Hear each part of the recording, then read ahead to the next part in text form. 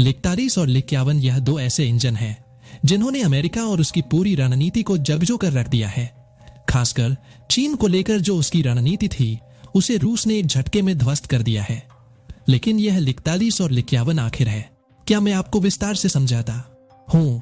दरअसल यह बात हम सभी जानते हैं कि अमेरिका चीन के खिलाफ जो भी रणनीति बनाता है उसमें भारत उसका सेंटर पॉइंट होता है। बिना भारत की उसकी कोई भी योजना चीन के खिलाफ पूरी नहीं हो सकती।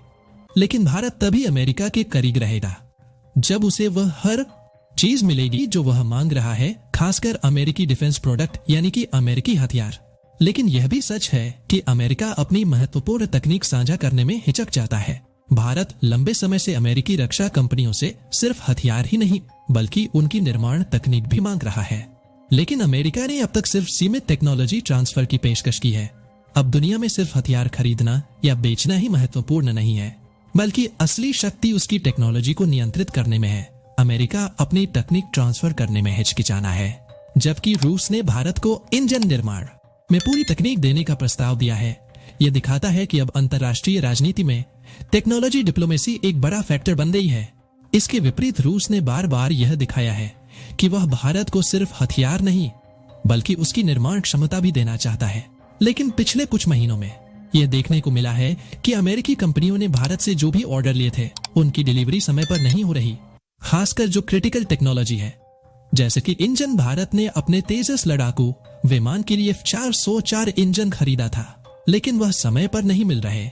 इसकी वजह से भारतीय कंपनियां भारतीय वायुसेना को तेजस लड़ाकू विमान समय पर नहीं दे पा रही है और वायुसेना के गुस्से का सामना करना पड़ रहा है। यहां तक कि दिसंबर के महीने में अमेरिका ने कहा था कि हमने डिलीवरी में देरी कर दी है, इसके लिए माफी चाहते हैं, लेकिन हम मार्च तक इंजन देना शुरू कर देंगे। लेकिन अब मार्च आधे से ज्यादा बीत चुका है और इंजन का अब तक कोई अता पता नहीं है। अगर अमेरिकी इंजन की यह देरी जारी रहती है तो इसका असर सिर्फ तेजस लड़ाकू विमान पर नहीं पड़ेगा बल्कि भारत के नेवी प्रोजेक्ट्स पर भी पड़ेगा। भारत की नौसेना के लिए नए twin engine deck based fighter Ted BF विकसित किए जा रहे हैं, जिसमें भी अत्याधुनिक इंजन की जरूरत होगी। अगर अमेरिका समय पर इंजन नहीं देता है तो भारत के पास French 88, British Rolls Royce S-200 and अब रूसी लिक-42 फेक लिक-51 जैसे विकल्प मौजूद है। भारत चाहे तो अमेरिका पर निर्भर रहने के बजाय यूरोप या रूस के साथ मिलकर अपने नेवल फाइटर जेट प्रोग्राम को तेजी से आगे बढ़ा सकता है। अगर अमेरिका अपने वादे से पीछे हटता है तो भारत को अन्य विकल्पों की तलाश करनी ही होगी। यही वजह है कि भारत ने अब अमेरिका को सबक सिखाने की पूरी तैयारी कर ली है। दरअसल रूस की तरफ से भारत को यह ऑफर आया है कि जो भारत का एम का लड़ाकू विमान है, जो कि भारत का पहला स्टेल्थ लड़ाकू विमान होगा, उसमें अमेरिका का F-414 इंजन लगाने की योजना थी। लेकिन अब रूस भारत को इससे बेहतर इंजन देने को तैयार है जो पूरी तरह से स्टेल्थ होगा। अगर भारत एम का प्रोजेक्ट के लिए रूसी इंजन अपनाता है तो यह भारत को अगली पीढ़ी के स्टेल्थ लड़ाकू विमान निर्माण में आत्मनिर्भर बना सकता है। इससे भारत की वायुसेना को सिर्फ एक नया लड़ाकू विमान ही नहीं बल्कि छठी पीढ़ी की तकनीक के लिए आगे बढ़ने का भी मौका मिलेगा। यह सिर्फ भारत और रूस के बीच रक्षा सहयोग का मामला नहीं है बल्कि यह ग्लोबल जियोपॉलिटिक्स में बदलाव का भी संकेत है। अगर भारत रूसी इंजन को अपनाता है तो यह अमेरिका के रक्षा उद्योग के लिए एक बड़ा झटका होगा, क्योंकि भारत अब तक अमेरिकी इंजन को ही प्राथमिकता देता आया है। यह भारत के लिए रणनीतिक आत्मनिर्भरता की दिशा में एक बड़ा कदम होगा। इतना ही नहीं, रूस भारत को इसकी 100% टेक्नोलॉजी भी देगा ताकि भारत भविष्य में खुद यह इंजन बनाकर दुनिया के बाकी देशों को बेच सके।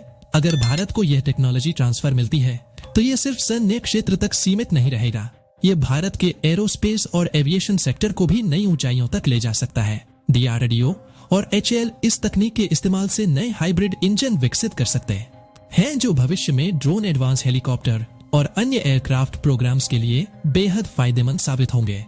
और इस टेक्नोलॉजी को हासिल करने के बाद भारत अपने खुद के स्वदेशी इंजन भी विकसित कर सकेगा। यह इंजन प्रोडक्ट 177A है, लेकिन अभी तक यह सिर्फ रूस की ओर से एक ऑफर था। भारत की तरफ से इस पर कोई आधिकारिक प्रतिक्रिया नहीं आई थी। लेकिन अब कुछ दिन पहले यह खबर आई कि भारत ने इस मुद्दे को बातचीत में शामिल कर लिया है, यानी कि अब भारत ने रूस के इस प्रोडक्ट 1177A के लिए अपने दरवाजे खोल दिए हैं। लेकिन अमेरिका के लिए सिर्फ इतना झटका ही काफी नहीं था। रूस ने अब दूसरा धमाका कर दिया है। अब सवाल यह उठता है कि यह दूसरा धमाका क्या है। दरअसल रूस ने कहा है कि हम प्रोडक्ट 170 सात्स इंजन के 2 वेरिएंट तैयार कर रहे हैं। लिक 51 और लिक 43 फेक ये दोनों ही शानदार इंजन हैं और दोनों हाइब्रिड वेरिएंट के साथ आते हैं। इन दोनों हाइब्रिड वेरिएंट के साथ आते हैं इन दोनों इंजनों की एक और खासियत यह है कि यह अगली पीढ़ी की अडॉप्टिव इंजन टेक्नोलॉजी पर आधारित हो सकते हैं। यानी यह इंजन भविष्य में एआई और मशीन लर्निंग का उपयोग करके खुद को परिस्थितियों के अनुसार ऑप्टिमाइज कर सकते हैं। यह भारत के स्टेल्थ एयरक्राफ्ट और मानवर हित हवाई वाहनों UCAVC के लिए बेहद फायदेमंद साबित होगा। यानी कि यह इंजन फ्यूल एफिशिएंट भी है और पावर एफिशिएंसी में भी कमाल के हैं।